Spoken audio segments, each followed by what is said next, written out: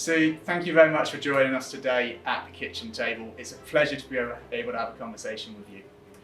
Maybe we can start with a really broad question, and it's a question I think that's super important, which is, where did your sustainability journey begin? So I happened to be born into, on my mother's side, a family of people who were Salvation Army officers. And although I'm not, and the effect of that on me is not that I'm a particularly religious person, you just absorb a view on what the meaning and purpose of human life and the gift of creation and that kind of stuff. So actually I found that I brought quite a different approach to the way I thought about how privileged I was, really from quite a young age, and that we're all here to try and make things a bit better. So that has kind of been a centering throughout all of my life. And then at a practical level, I've had a career that's gone all over the place, but really what I found myself going back to are there are two types of businesses, and I always end up going for one. There are businesses that exist to make money, and they happen to be in the business of making shoes or toilet paper or aeroplanes, whatever it is. And there are businesses that exist to do something positive to society and that believe if they do that well, that the money will follow and that their shareholders will be rewarded. And very early on in my career, I found that I was really only interested in working for the latter type of business.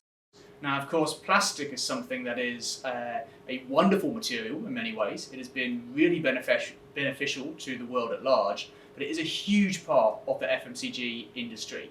Can you tell us a little bit more about how you dealt with those challenges, particularly with disposable plastics at Unilever? It's clearly a very large problem in terms of pollution and the usage and disposal of plastics. We said that, first of all, we wanted, where we could, to use less plastic, so to get out of it completely where we could.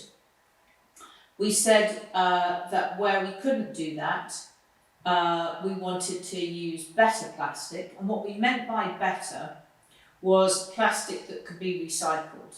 So it's a bit like the equivalent of an overflowing bath. Do you mop the floor, or do you actually go to the hard work of getting down to the bottom of the bath and pulling the plug out so you fix the problem and turn the taps off?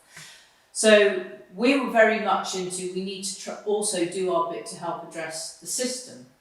So how do you do that? Well, you look obviously at alternatives. You look at creating enough of a market for recycled plastic of the sorts that can be recycled, because you need to remove non-recyclable plastic out of your supply chain altogether.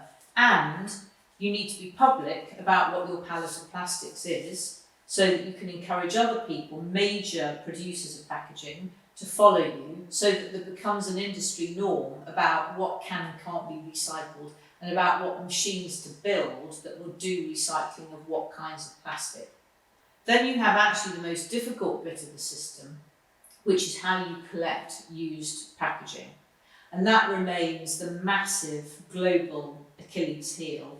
And of course, this is a bit like carbon, where every atom of carbon that you emit has an impact. Every piece of packaging everywhere in the world is basically branded litter that could kill a fish or a bird. And so you're looking there at a colossal problem. You're looking at a packaging format that is dramatically cheaper and better in many ways and delivers consumer benefits. So it's the ultimate tension point. And I think all major businesses can do is get out of plastic as fast as they can where there's a realistic alternative.